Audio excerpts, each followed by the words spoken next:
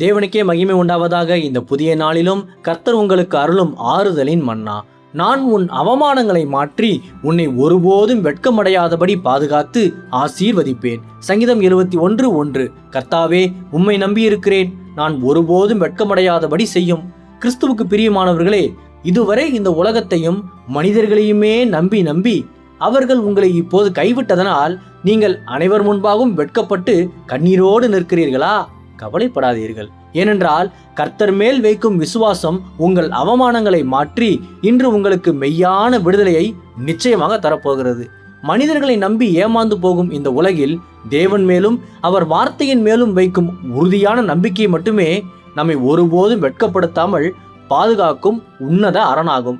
பல ஆண்டுகளாக குழந்தை இல்லாமல் நிந்திக்கப்பட்ட அன்னாள் கர்த்தரை மட்டுமே முழுமையாக நம்பி ஜெபித்ததால் ஏற்ற காலத்தில் தேவன் அவளுக்கு அற்புத பதிலளித்து ஒருபோதும் அவளை வெட்கமடையாதபடி பாதுகாத்தார். ஆகையால் இன்று உங்கள் சூழ்நிலைகளை கண்டு சிறிதும் கலங்காமல் கர்த்தரையும் அவர் வார்த்தையுமே எப்பொழுதும் உறுதியாக நம்புங்கள். அப்போது அவர் உங்கள் துக்கங்களை மாற்றி உங்களை ஒருபோதும் வெட்கப்படுத்தாமல் அளவின்றி ஆசீர்வதித்து அற்புதமாக வழி நடத்துவார். கர்த்தர் தாமே இந்த வார்த்தைகள் மூலமாக இன்று உங்களை ஆறுதல் படுத்தி ஆசீர்வதிப்பாராக. ஆமேன். அல்லேலூயா. ஜெபிப்போம். என் அன்புள்ள பரிசுத்த பரலோக பிதாவே, இந்த புதிய நாளுக்காக உமக்கு ஸ்தோத்திரம்.